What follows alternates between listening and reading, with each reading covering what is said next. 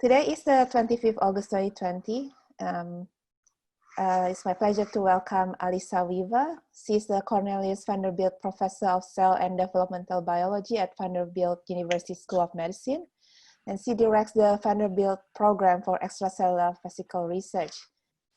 The overall goal for her research is to understand the function of extracellular vesicles and how they drive tumor metastasis. Her lab is also studying fundamental questions in EV field, including how RNA and protein cargoes are sorted into EVs, how secretion of exosomes is controlled, and the impact of EVs on function of recipient cells across a variety of biological contexts. So today she's going to present to us function of exosome secretion in cell migration and tumor aggressiveness. So please welcome Alissa. Thank you so much. I'm really excited to share my work with everybody. This has been a great series. I really enjoy every Monday evening as much as I can, tuning in and hearing the latest about extracellular vesicles in what I think is a really nice informal data club kind of format. So thank you, Carolina, and everybody else for putting this together. It's really been awesome. So my laboratory studies all kind of extracellular vesicles, but we're mostly focused on exosomes, which are these small vesicles that are formed within the endocytic system and via intraluminal vesiculation to make multivesicular endosomes. And when these fuse with the plasma membrane, this releases exosomes. And one of our main tools, you'll see a little bit of this today, but also in our other work that I won't talk about, is we like to use genetic inhibition of exosome biogenesis and secretion pathways to really study what are the essential functions of exosomes in cellular behavior. And then we add back purified extracellular vesicles to really show that, yes, the effects that we see are due to extracellular vesicles, and we can rescue it with these purified subsets of vesicles. Now, what I'm going to talk about today are two recent stories from my laboratory. So one is development of a live cell imaging reporter of exosome secretion, and the other is on the role of small extracellular vesicles in driving tumor angiogenesis via reverse efferent signaling. So much of the work in my laboratory is trying to understand how exosomes and other extracellular vesicles drive cell migration and invasion and cancer metastasis. And in fact, way before we were working on extracellular vesicles, my lab was working on the process of cell migration and cytoskeletal reorganization. And we got into studying exosomes because we were just following the path of molecules that were driving cell migration, and we ended up at these very interesting moieties that are in fact critical for cells to migrate. And so on the left, I'm just showing you a series of 3 papers that Bongwon Sung, who's a research assistant professor in my laboratory, spearheaded on the role of exosomes in cell migration. The dark images, these are showing cells migrating in vivo in a chick chorioallantoic membrane. So the SC stands for scrambled. These are scrambled HT1080 fibrosarcoma cells. These are the white cells because they're fluorescently labeled, and they're migrating in this thin membrane, the chorioallantoic membrane, that is a nice physiologic 3D environment for cells to migrate in chick embryos. As I mentioned, we like to inhibit exosome secretion, so we did that here by Rab27A knockdown. Rab27A controls docking of multivesicular bodies with the plasma membrane. And these colored lines here are tracks from movies of the cells. So if you trace where the cells went during the movies, you can see that the control cells traveled in nice straight lines. And the Rab27A Knockdown cells didn't. So they have problems with both speed and directionality in vivo. And it turns out in vitro. So you can parse these functions in vitro as well by putting them in different environments and looking at how exosomes affect cell speed, etc. The bottom graphs are from the chemotaxis experiment. This is from the 2017 paper, where we took our control and our exosome inhibited cancer cells, and we allowed them to migrate up a directional gradient towards a chemoattractant, which was exosome depleted serum. And the control cells will migrate towards that chemical cue, and the knockdown cells will not. And these zooms here are showing that, in fact, the control cells are really migrating in one direction. And if you blow this out and zoom it in, you can see the knockdown cells are only migrating a little bit, and they're migrating in all directions. So they're really not recognizing a chemical cue. Now, we think this is a universal function of exosomes, in part because other people have found this to happen in other systems. So I always like to use Carol Perrant's lab as an example, because she's done some really beautiful work in neutrophils, showing that exosome secretion is essential for neutrophils to chemotax towards a bacterial peptide called F-metlufi. And that mechanism involves autogeneration of a leukotriene B4 by the exosomes that the neutrophils secrete. She published that in 2016. And she also has some interesting work in dictyostelium, which is a slime mold, showing that also exosomes are critical for chemotaxis through a completely different molecule, which is cyclic AMP. So across the evolutionary scales and across cell types, exosomes are a really critical part of cell migration. So one of the things that if you're in the cell migration, you do a lot of is live cell imaging. And that's because cell migration requires the cell to reorganize its cytoskeleton. It's all about these subcellular structures. You need to do movies to watch the cells migrate and figure out, are they migrating random or directionally, and what's happening to their protrusions and their adhesions. And so this has sort of been our motivation to develop a reporter of exosome secretion. I have to mention, of course, that many groups are interested in labeling EVs for many purposes, not just cell migration. And there are a variety of ways you could think of to do this. But the one that we chose was this last one here, genetically encoded fluorescent proteins. So,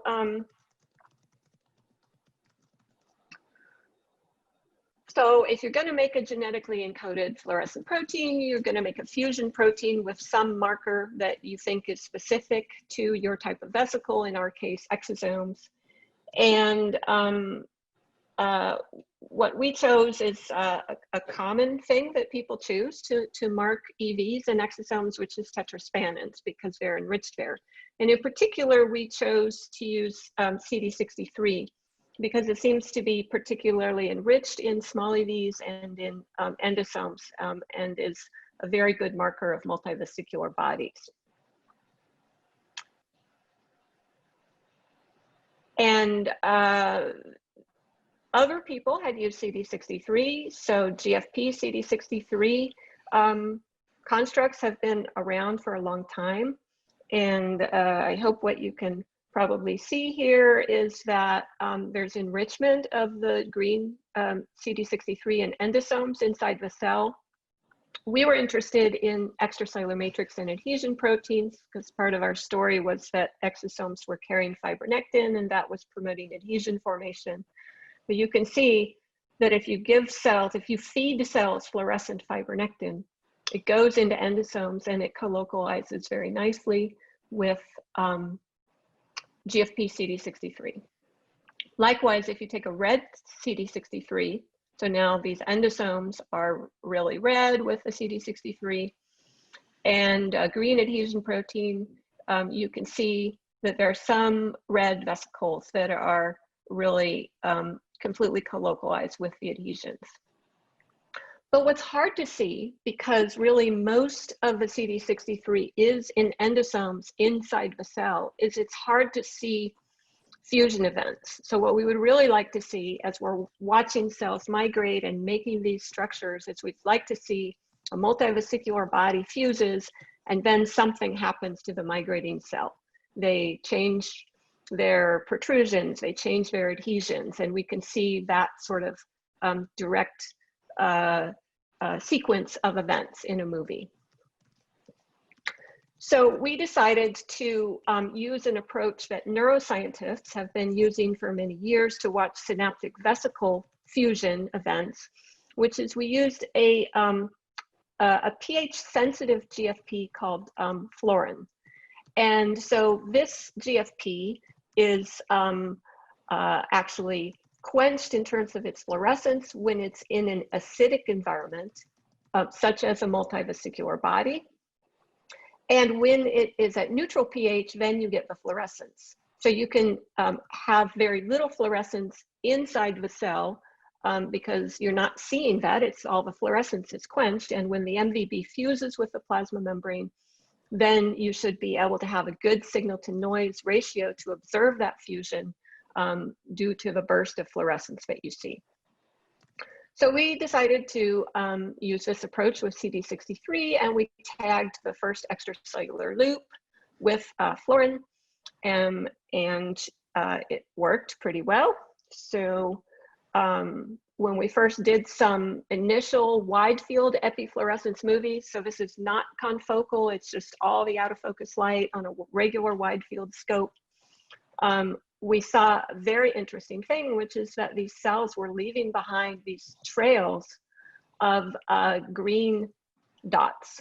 So, and it looked like the cell was sort of still attaching to them. So they were sort of these adhesive, what we thought of as exosome trails. There's a time series down below, and you can see that these trails are sort of left far behind the back of the cell. If you look by phase contrast, and if you have a red membrane marker, there's no red that gets left behind there. It's just the pHluorin CD63. We also use this in total internal reflection fluorescence microscopy experiments to look at the relationship between CD63 secretion and adhesion formation. This was one of our main goals. So now you're just looking at the bottom of the cell, and if you look at the white arrows as they appear on the right-hand zoom, what I hope you'll see is that a flash of green fluorescence appears, and then very quickly thereafter, you get a red adhesion forming. These are every 30-second frames, and about 1 minute to 2 minutes after an adhesion forms, sorry, after you see the flash of green fluorescence, then you see the red adhesion form.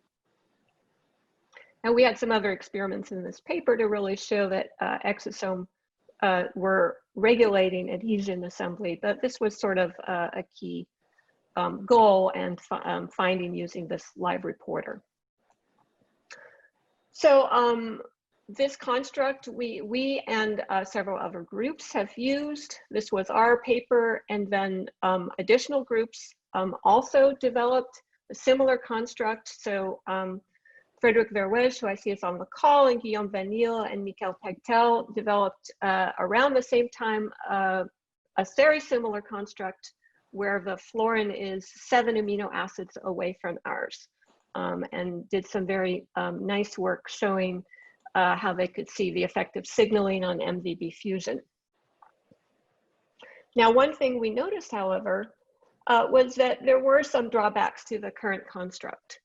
So even though it was very useful to us, it was dim, and we found that we had to really use a lot of light, which could cause some phototoxicity to the cells. And there were just many experiments that we just couldn't get good enough signal to really get conclusive results. We also found we could not stably express it in cells, so we could only use it doing transient expression. And this, is a problem if you want to go into, say, tumor systems in mice or other in vivo systems, or you want to have just multiple genetic expression changes that you're doing and have stable cells. So we weren't sure why there were these problems, but we kind of looked around in the literature to see if it might be an issue with the pHluorin. And we found that indeed, another group had reported that pHluorin itself, so the pH sensitive GFP, is very susceptible to being cleaved. So they were working in bacteria, and they made a couple of pHluorin fusions with bacterial proteins, and they found that there were these cleavage products that they were seeing in Western blots. And they tried to identify what might alter that, and they did indeed identify that they could make a single point mutation in the pHluorin, and this would reduce this cleavage event. And they got much brighter in vivo fluorescence because the protein wasn't being degraded. So we tried that approach and it worked. And this is now taking this construct and characterizing it ourselves by Western blot analysis. So if we purify large EVs and small EVs from cells that are stably expressing this construct, first of all, we were able to now make stable cells, which we weren't able to make before. So that was a big win. And then if we look at the Western blot for CD63 and GFP, P is the parental cells, so there's nothing for the GFP, and then you see there's endogenous CD63. And so for the EVs, we now find that most of the fusion protein is full length, and we get really good expression. There's more degradation in the cells, but we think that's probably because MVBs fuse with lysosomes and then proteins get degraded. So that's sort of what you would expect. And we don't find the CD63 in large EVs, so it's totally absent from there, and that's sort of what we expected. We've always seen that it's not in our large EV population, it's only in our small EV population. And these are just markers for TSG 101 and flotilin for characterization of our EV preps. So if we look at these cells by fluorescence, so I already showed you this movie of our old construct, and you can sort of see that there's more out of focus light, and there's more bleaching and more background in this movie. And I think we probably even used higher light than we do with the one on the right. By contrast, our new construct, you can really see distinctly these puncta that are being left behind the cell, these exosome trails or slime trails, we think about them, and you just get really beautiful imaging with it. You may also notice that the cells, you can really nicely see that they're sort of adhering to these puncta and rearranging them as they move forward. We think that, again, that there's extracellular matrix on these vesicles and that the cells are binding to them as they migrate.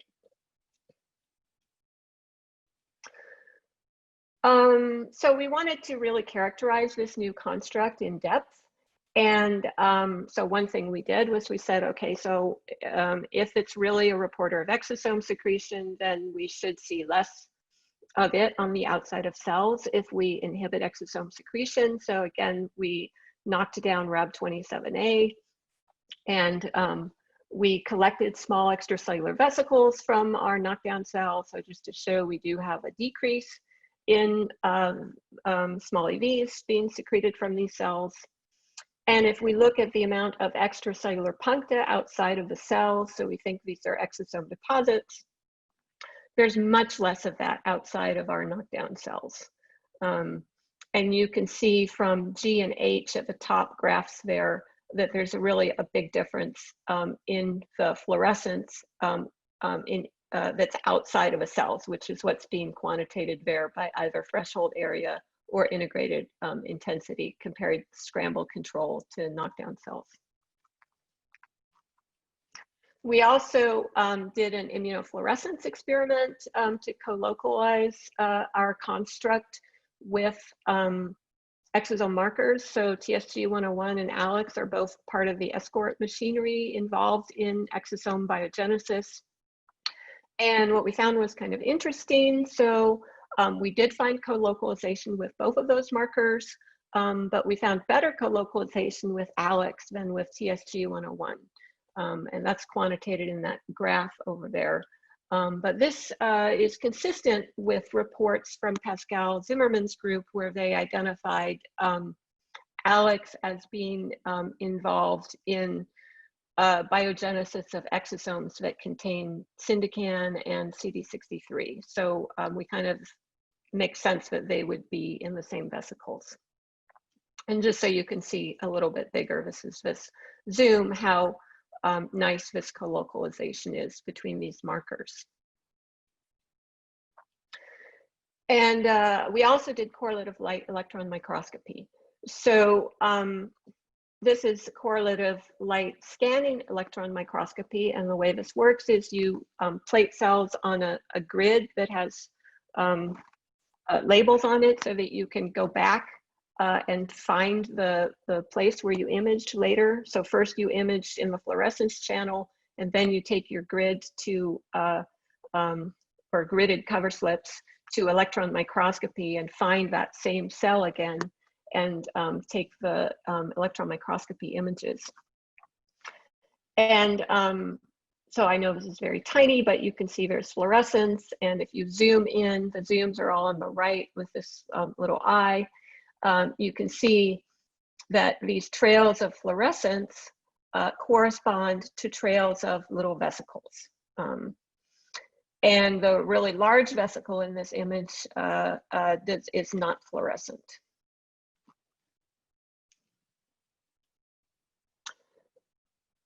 And again, I think it's helpful here to get a larger image so you can see that really these are small vesicles in the size range of exosomes that are also fluorescent down below in green.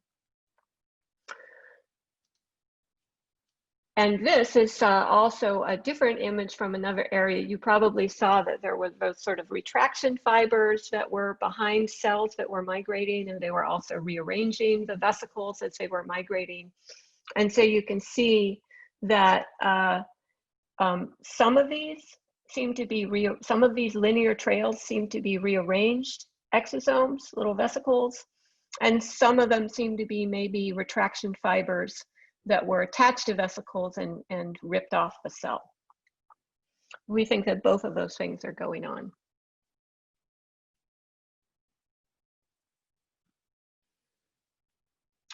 So we wanted to take this construct and use it to actually study cell migration. That's usually our main purpose here. And so we co-expressed the marker with M-cherry-cax.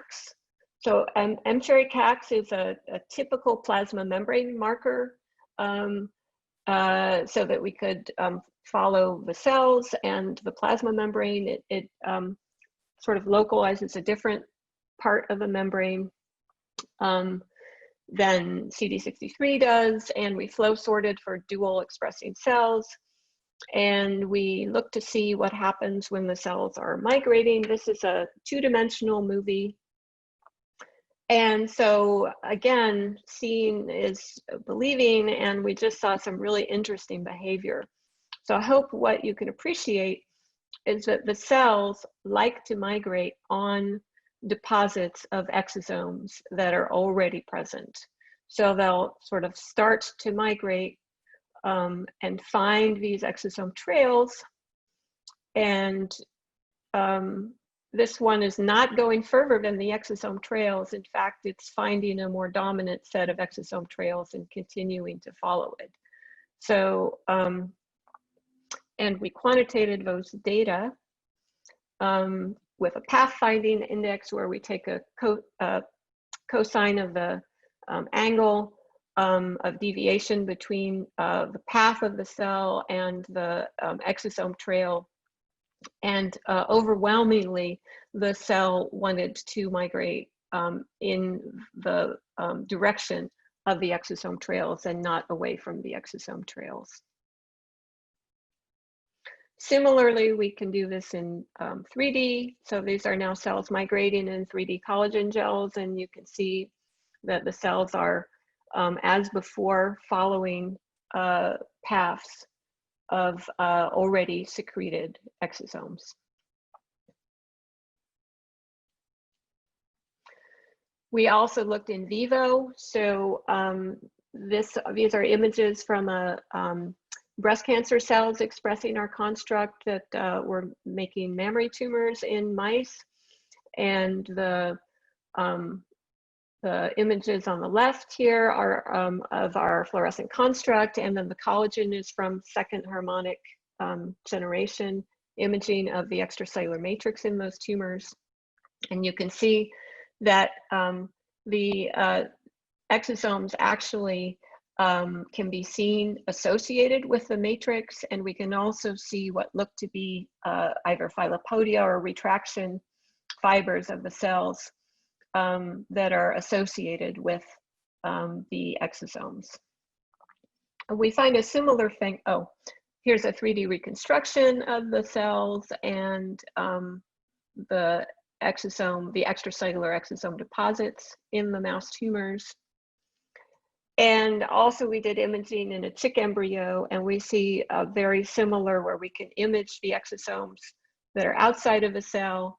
And similarly, we see these filopodia-like or retraction fibers that are brightly fluorescent and associated with puncta. So another thing we wanted to do was yet improve upon this reporter further. And the reason to do this is that with the single color construct, the fluorin CD63, we could see the fusion events at the edge of the cell, but we couldn't see the multivesicular body before it arrived to the edge of the cell. So what we did was we put another tag at the C-terminus, which is not pH sensitive, which is M scarlet. It's a very bright red derivative. And so that allows us to see red, or in this case, it's pseudocolored magenta, multivesicular bodies.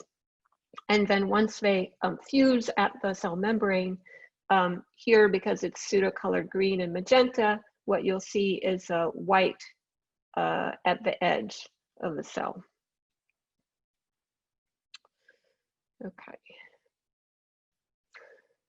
So that same movie that I showed you, we can take different frames and do chymographs, which is basically taking this slice from each time point of the movie, putting it side by side, and then looking at how those slices, what happens in a very fine time scale as the slices.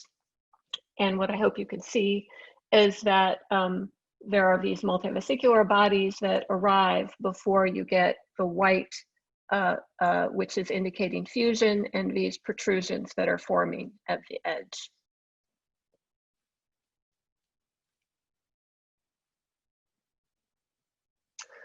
So one question that we've gotten for a long time is, okay, if exosomes are important for cell migration, and we know that lamellipodial protrusion happens at the front of a cell, and new adhesions are formed at the front of a cell, and they're also, you know, sensing these chemical cues that come in to induce chemotaxis, does that mean that exosomes are being secreted from the front of migrating cells? And with our previous construct, we hadn't really been able to capture that because it was kind of dim. And it's also easier if you can really have fiduciary marks to help you track the fusion as it's happening and what happens to the exosomes after they're secreted. So what we did was we took cells that were expressing the fluorin construct, the M153R, and we plated them on a gridded nanosurface.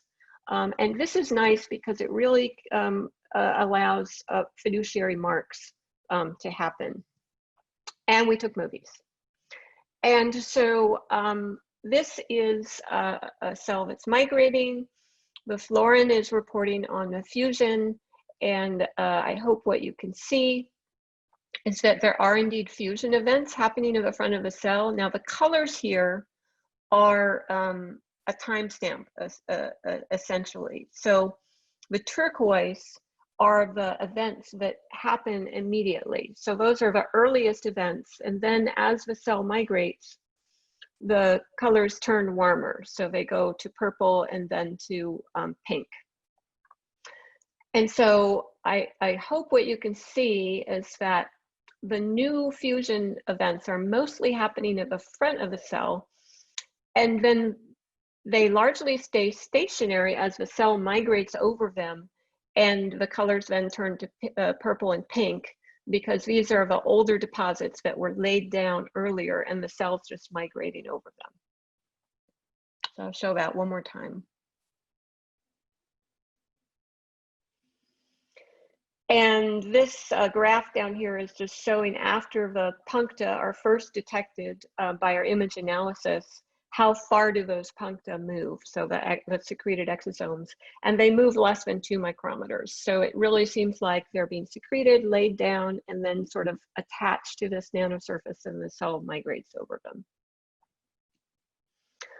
Okay, I want to show you one more thing that we found with this reporter. It's we weren't really looking for this, but it was a fortuitous finding just through taking movies. And that is that this dual color reporter with both the pH sensitive green and the not pH sensitive red can be used not only to look at trafficking, fusion, and secretion, but also to observe endocytosis and acidification. So I'll just go ahead and run these movies. And what we observed was a cell that was interacting with and endocytosing extracellular exosome puncta that were already deposited outside of the cell. So there was a very nice JCB paper a few years ago where they described this phenomenon of cells reaching out with filopodia and grabbing exosomes and endocytosing them. So this is not a new behavior that we're describing, but we do indeed see it again with our reporter. And we also see that we can observe the endosome acidification. So as endosomes go from early to late, there's progressive acidification of the endosome, and we can see that with this dual color reporter. So we think there are multiple applications to this reporter. So we can monitor exosome secretion and deposition from live cells. If we pair it with a different color fluorescent cargo, we could potentially use it to monitor cargo delivery at exosome secretion sites. We haven't done much of that yet. But it's also, obviously something that can be done.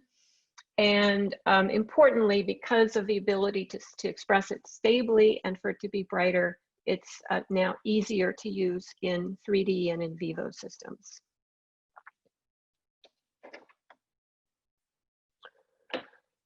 Okay, so that's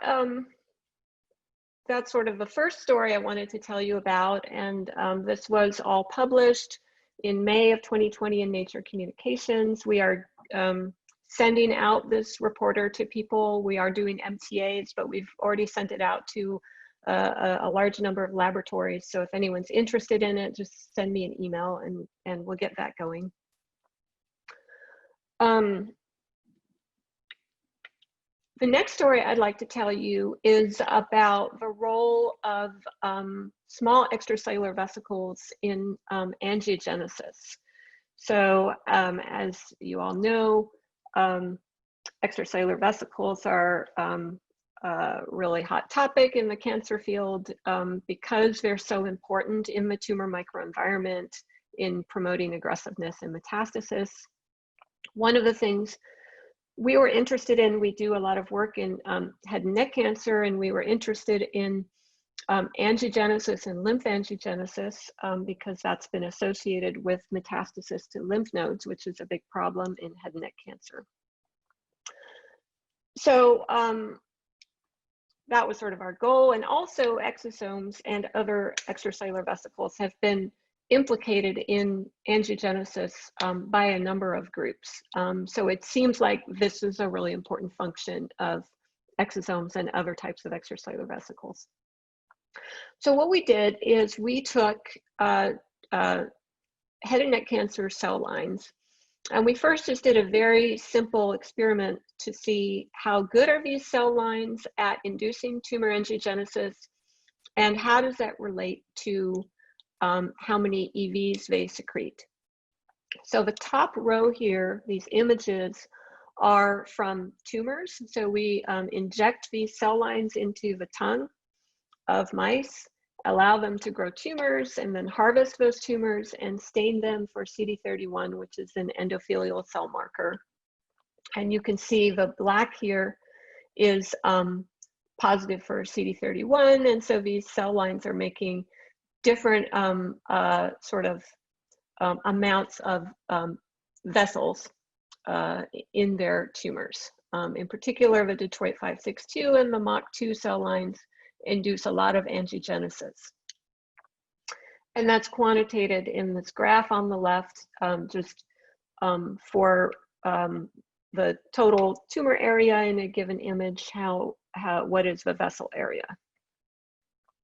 And we also just collected small extracellular vesicles from these cell lines in vitro into conditioned media, and we quantitated what was the rate of their secretion of EVs per cell per hour. We like to make an estimate of that from a 48-hour collection and knowing the number of cells.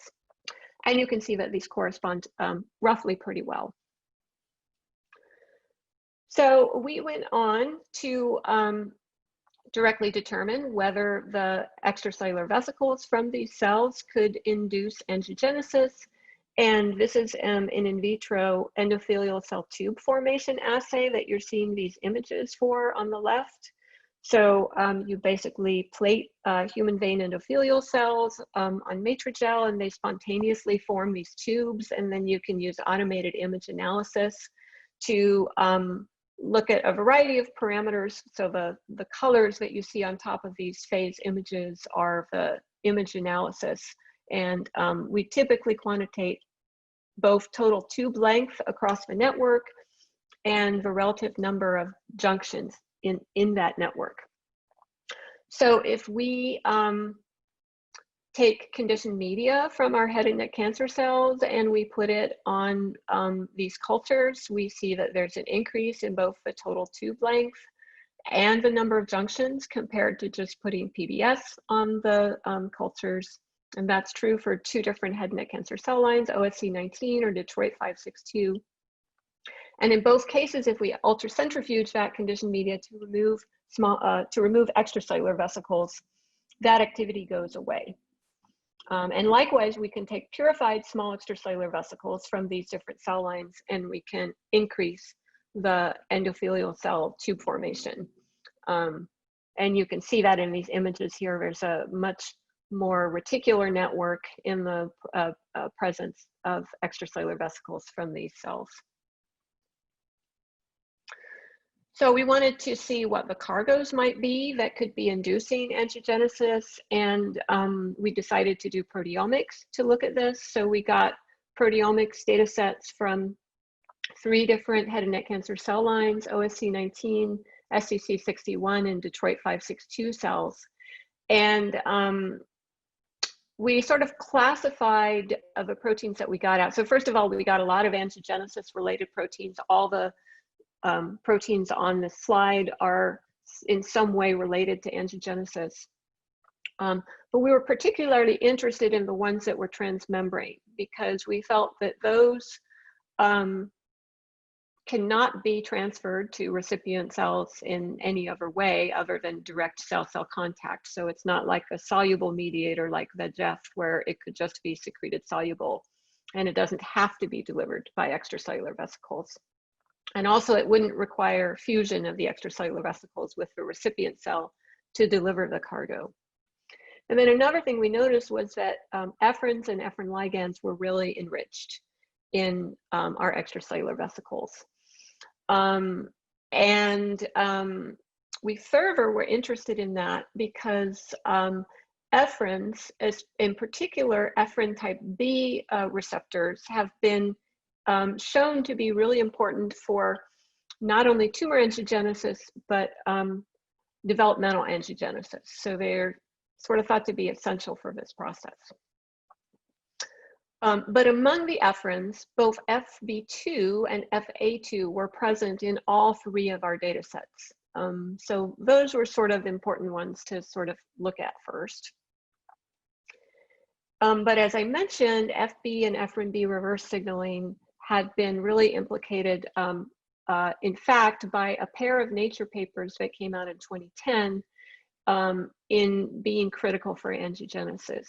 So ephrins can, they are transmembrane ligand receptor proteins, and they can signal both in a forward direction, that is the ligand ephrin B signaling through FB, but also in a reverse direction, where the receptor, as it were, the FBs, can signal through the transmembrane ligand ephrin B in a reverse direction.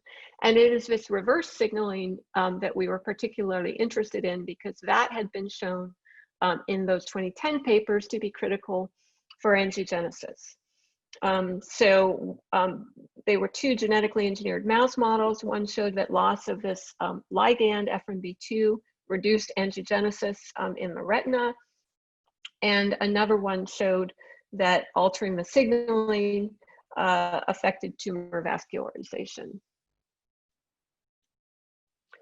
So we validated that the small EVs from our head and neck cancers carry both FB4 and FB2. Both of these actually can induce reverse ephrin signaling in that pathway.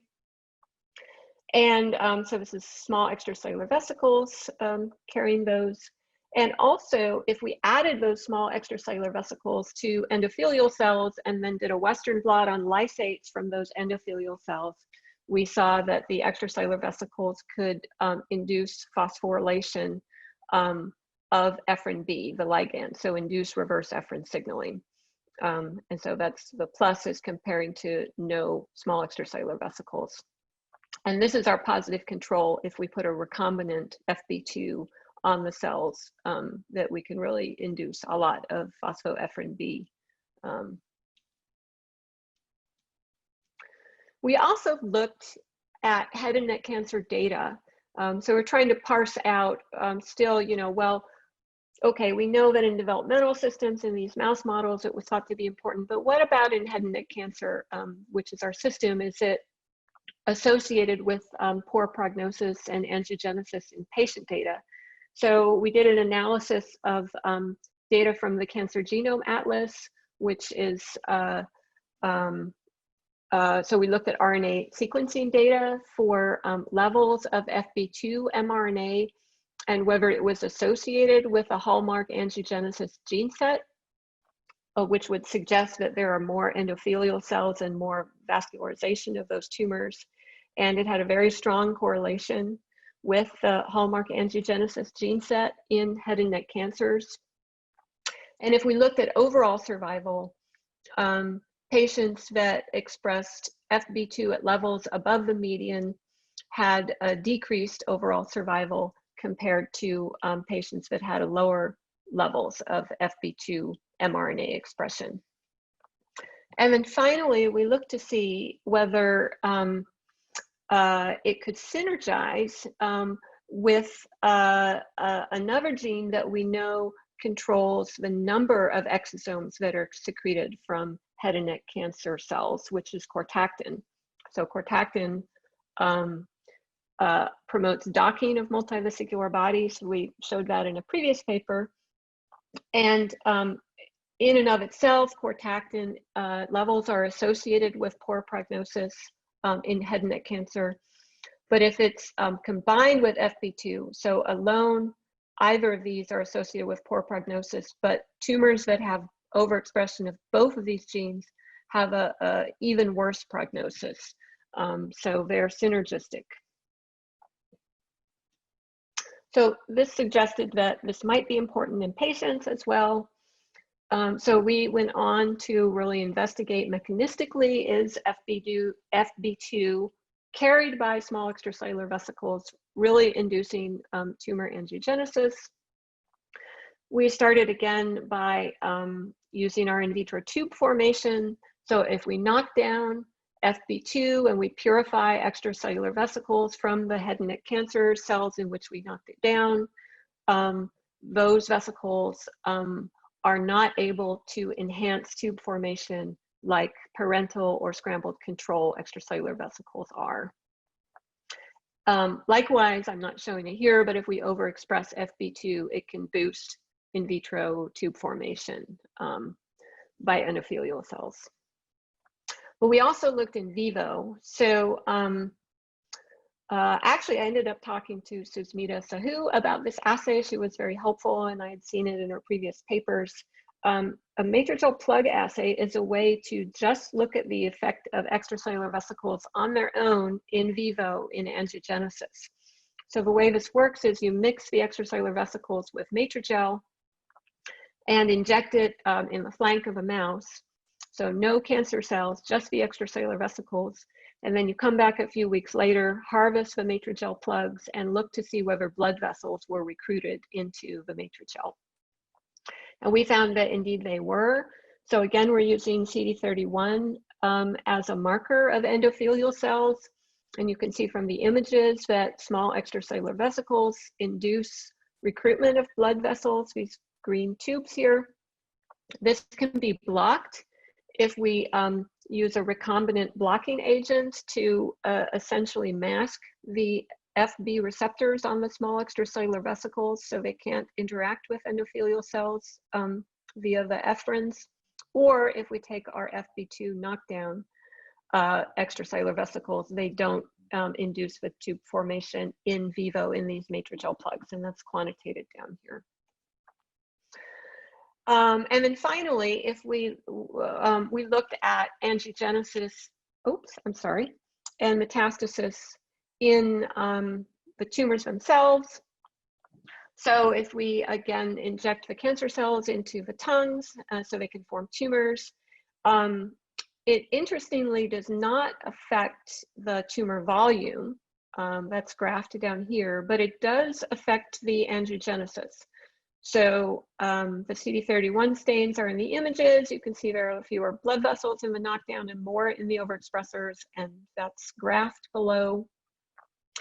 And we need more animals for this to be statistically significant, but there appeared to also be effect on lymph node metastasis, where the knockdown had fewer tumor cancer cells in the lymph nodes, and the overexpressors had more. So we think that indeed FB receptors, in particular in head and neck cancer, looks like FB2 is an important one, can induce reverse ephren B signaling, and that this promotes tumor angiogenesis. We wanted to dig a little bit more. You can see we showed the phosphorylation of ephren B, which is the first step, but there are a lot of downstream mediators here. And one of those downstream mediators that has been particularly implicated in angiogenesis is STAT3. So we wanted to look at that. And if you look on the left-hand side, we look to see, again, our extracellular vesicles, if we add them to endothelial cells, are they inducing reverse ephren signaling and activation of STAT3. So the top Western blot is phosphoephren B. You can see that control exosomes and even more so FB2 overexpressing small extracellular vesicles enhance phosphorylation of ephren B, and that's reduced with knockdown. The data are quantitated below. Likewise, we see that the extracellular vesicles induce phosphorylation of STAT3, and that is also dependent on their level of FB2. So overexpressors of FB2 induce more phosphostat3, and the knockdown has less. Interestingly, we also looked at phospho-EGFR, and we did not see any effect of the extracellular vesicles. So this really seems to be specific to the reverse efferent signaling. And if we take a STAT3 inhibitor that inhibits the effect of extracellular vesicles in inducing tube formation. So it doesn't have much effect in the absence of extracellular vesicles, but it reduces the ability of extracellular vesicles to induce tube formation. So what we think is going on is that exosomes and potentially other small extracellular vesicles are able to induce long distance signaling. So they can now take a transmembrane molecule that otherwise couldn't have traveled the distance to go to cancer cells and induce them.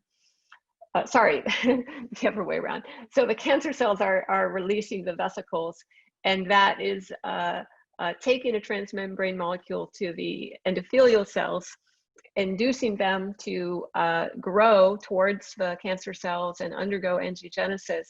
And it's a way to have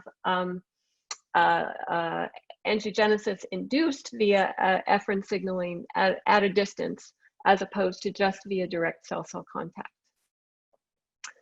So what I've shown you is that exosome secretion drives multiple aspects of tumor behavior, including cell migration and angiogenesis. We can track exosome secretion and uptake by live imaging, and exosomes, we think, provide unique signals. What I showed in any case was by carrying transmembrane molecules to induce cell-cell signaling. This is my laboratory. Bangwan Sung in the center there has been just incredibly pivotal in driving all of our cell migration work in the laboratory. And Shinya Saito did the angiogenesis work. He now has his own laboratory in Japan. And of course, this couldn't have been done without wonderful collaborators and funding. So thank you very much. Thank you, Alissa. This was a fabulous presentation, very nice work. We have several questions already. I think we can start, we can go in order and start from Suresh. Thanks, Alissa. Wonderful presentation and very nice live cell imaging and videos that you showed us, and really, really good. With all the information that you provided, probably I'll rephrase the first question, because what I asked was, trying to understand what is the advantage of this trial, and why would a cell leave this trial behind, and would they come back to it, and that sort of question is what I had. But then you explained these could be EVs, right? So I'm just wondering, when you showed the confocal images, you can see these trials are quite connected, and afterwards, after some time, they seem to disappear and they become a little bit constricted. So do you see them just rising up from the adhesion and then go to the media, or is there other reason that you see why we are losing those trials? Yeah, I mean, there's some bias here, right? It's easiest to see by fluorescence what gets stuck down. So whatever rises up and gets lost into the media, at least in 2D, we can't see very well. Now in 3D and in vivo systems, we're probably going to be able to see that better. So the more we explore those systems, I think the more, maybe in the future, I'll be able to answer that question. I think from the perspective of, you know, what is an advantage to EVs, and how does it help to have these trails? I think our data, and really data from other people as well, have shown that these may be an important part of pathfinding behavior and maybe collective migrations of cells. So we think that it's probably an important part of leader-follower behavior when cells are collectively migrating. So this is something that, you know, in cancer people are talking about. It's probably also important for endothelial cells undergoing tube formation, immune cells communicating with each other to recruit other cells to, you know, places of inflammation and infection. So, thinking about, you know, other people's work So I mentioned Carol Perrant's work before. You know, they've really, one of the paradigms their work has shown is that there are enzymes that are in the exosomes that they're studying, and those enzymes are continually creating product. And so the exosomes themselves can sort of auto-generate more product to enhance the ability of other cells to sense and migrate there. So in a way, they're sort of amplifying a signal in a way that a soluble mediator can't. That's probably too much information.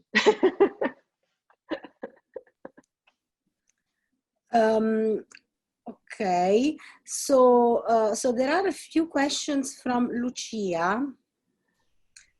Maybe, but I just want to mention that I have to get out in 2 minutes. So Carolina will take over, obviously. But if this is quick, then I can also ask one question after Lucia. So let's see. Go ahead. No, you go before me. Go ahead, Dolores. Go ahead. Yeah. Okay, yeah. Okay. So very quickly, I was just wondering, you showed this data on the M153R CD63 in the HT1 1080. Yes. And you show that you have only, I mean, you only looked at exosomes or small vesicles, but did you try these in cells that produce large vesicles, cancer cells that produce large vesicles? Because CD63 can be found in large EVs as well.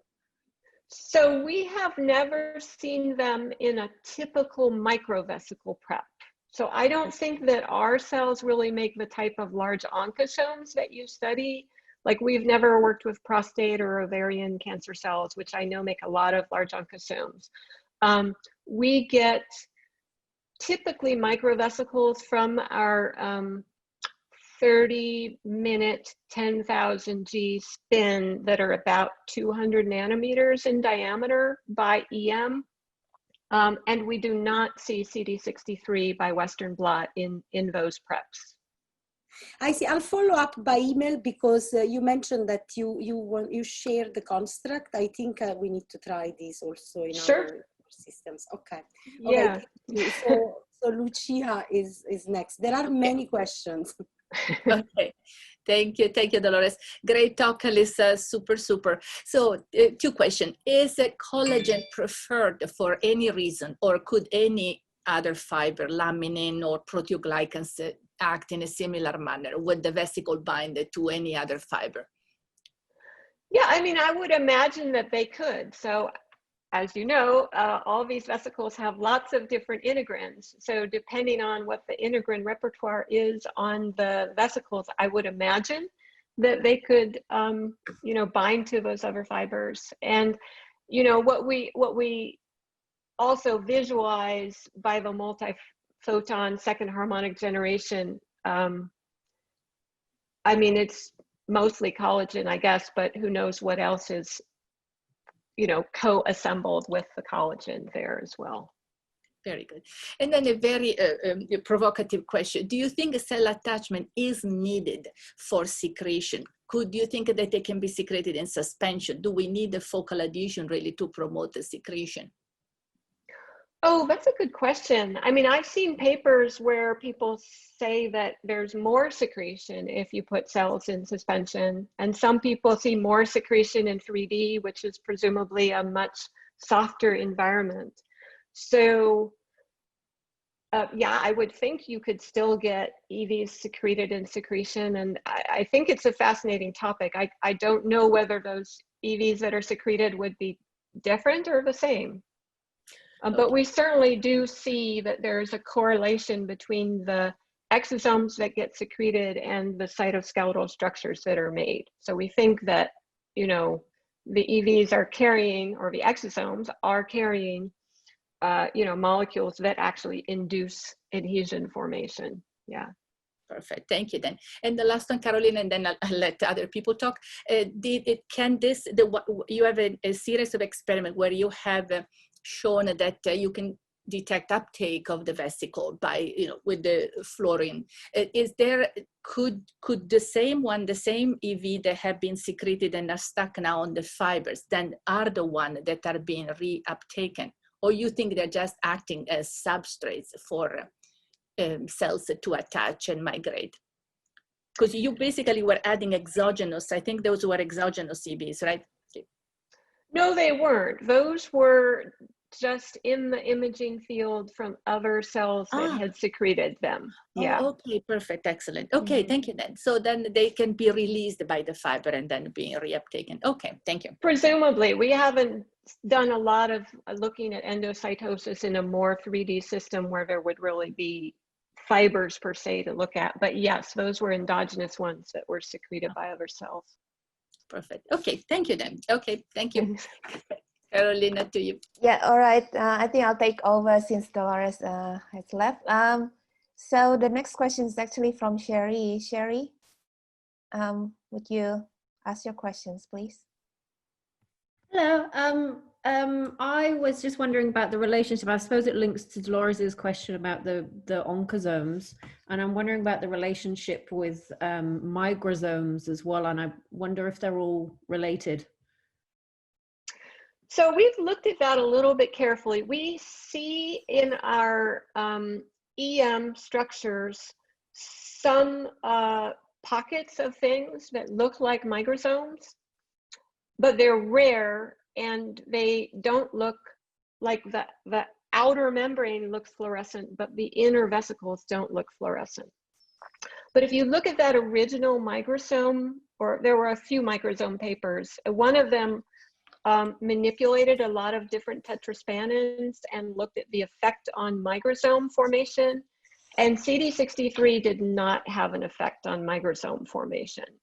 So I think that cells do make migrasomes. I think we can see them in the EM, but I don't think that our CD63 marker is probably marking them, actually. It's probably other tetraspanins that are involved in that. Okay. Yeah, so I actually have questions following that. Is there similarity with nanotubules with that EV trail? Yeah, we haven't looked at nanotubes at all. I mean, just from looking at the movies, it looks to me like they're more of what you would call retraction fibers, where the cell is sort of really adhesive and it's sticking to the vesicles that are being left behind. Nanotubes, I think more as, a tube that's connecting two cells and the cytoplasm is open and they can transfer organelles in between. So we haven't seen really much of that. But again, that hasn't really been our focus. We often do single cell imaging because that's the best way to see migrating cells. So we wouldn't be as prone to capture those events. I think one of that really amazing is that the EV trail that you image, that looks like a CD63 positive, isn't it? So is that sort of like a small vesicles forming from the EV trail, or what do you think is happening there? Because I was always associated CD63 as a marker of the small vesicles rather than sort of extension of tube that is being left. Yeah, so we think that it is mostly exosomes that are being secreted behind, but there is some CD63 on the plasma membrane as well. So we are seeing, some plasma membrane attachments to those vesicles, but primarily we think that it's the vesicles that are being left behind. Yeah, that's very interesting. There's another interesting question from Aaron. Aaron? Hi. Hi, Alissa. Thank you. It's a really brilliant talk. I really enjoyed that. It was worth staying up past my bedtime. So I was just wondering about, so you found your CD63 fluorin positive EVs were not positive for M-cherry CACs. And maybe I've misunderstood a bit. My understanding was kind of that the early endosome biogenesis came from the invagination of the plasma membrane, and then by extension. Yeah, so it's interesting. Yes, you can see the M-cherry CACs go inside the cell in endosomes, but I think it separates out. So it doesn't go into the multivesicular bodies, and we don't see it being left behind in the trails. We only see the green being left behind the cell. So it's actually quite interesting to image both of them together, because you can see sort of the sorting of the different, if you will, membrane markers. Mm-hmm. Mm. And have you tried, I was also wondering then if you've tried any other sort of membrane anchor markers? We haven't, and I would love to do that. I think that would be great. Yeah. Thank you. Okay, so there are two more questions, one from Kalyani and then Suresh, and then we can wrap up. So Kalyani, please go ahead. Thank you, Dr. Alissa. It was a wonderful, wonderful talk. So I have basically two questions. So in a cancer setting, so we are talking about the exosome trails and we're talking about the adhesion, migration. So from your experiments, it's clear that the migrating cells are leaving behind those exosome trails. So I was just wondering whether tumor cells behave in a different manner, that they leave the exosome trails so that it facilitates the adhesion of the incoming circulating tumor cells, so that they facilitate the engraftment of the tumor cells on the ECM. So what do you think about it? Yeah, I think that's a very interesting idea. I mean, other people, David Leiden and others in the field, have shown that cancer exosomes can seed pre-metastatic niches. And I think that, you know, adhesion proteins could be a big part of that.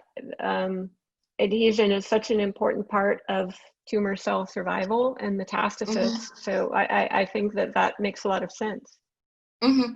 And a second question is, if I'm getting it right, I mean, the fluorin which you used, it shows fluorescence only in neutral pH. Am I right?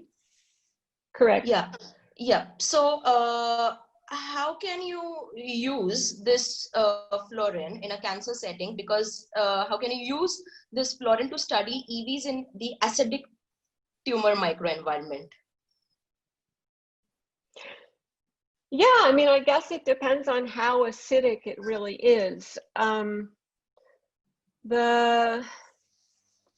We do see it in the breast tumors, and we do, so, you know, in that environment anyway, we see it. The peak, I forget what the PK is of the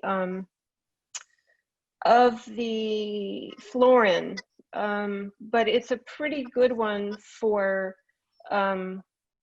being quenched in the later endosome, which is pretty acidic.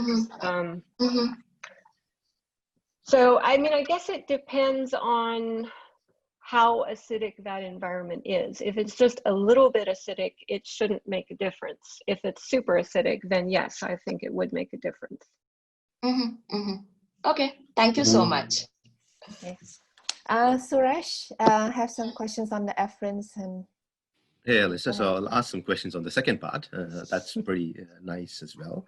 So I have three small questions there. So one is, first of all, again, these efferent receptors are known to be autophosphorylated, right? Because these are receptors themselves. I'm just wondering, did you see that efferent B2 is phosphorylated in the EVs from cancer cells, number one? And number two, also, when you showed the proteomic results, I saw that SRC kinase is also present in all the EVs, right? Again, SRC kinase is being one of the tyrosine kinases that phosphorylates efferents and efferent receptors. I'm just wondering whether the phenotype that you're seeing on the endothelial cells is probably by uptake of EVs, and then the SRC kinases are phosphorylating them, right? So third question on similar lines, have you tried an endocytosis inhibitor and then see whether it's just uptake or not, or reverse signaling in a way? Yeah, we haven't tried an endocytosis inhibitor. I guess I was a little unsure about whether that would be a good idea, because efferent signaling is known to take place in endosomes. So if you block that, you know, what does that mean? Does it mean that they have to, it doesn't tell you much about whether they have to fuse or not to deliver their cargo. It just has to tell, you know, it just tells you that they're acting somewhere along the endocytic pathway.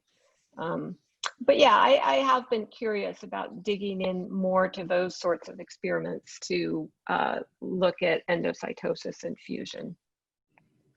I guess we can't rule out that FB2 may be involved in the binding and uptake of vesicles, and that fusion could be involved. But we do know that it doesn't require that, that the FB2 can directly signal, and that we can block that with STAT3. But you're right, we haven't ruled out whether delivery of SARC could be involved in that as well. Thank you. Thank you for a wonderful presentation. Yeah, thank you very much, Alissa. There was a wonderful talk, and also I think we learned so much about the mechanism and role of EV secretions, including the EV trail that left by cells that facilitate the migrations, and also the EV roles in the angiogenesis via the afferent signaling. There's also lots of beautiful images there. Thank you so much for sharing it with us.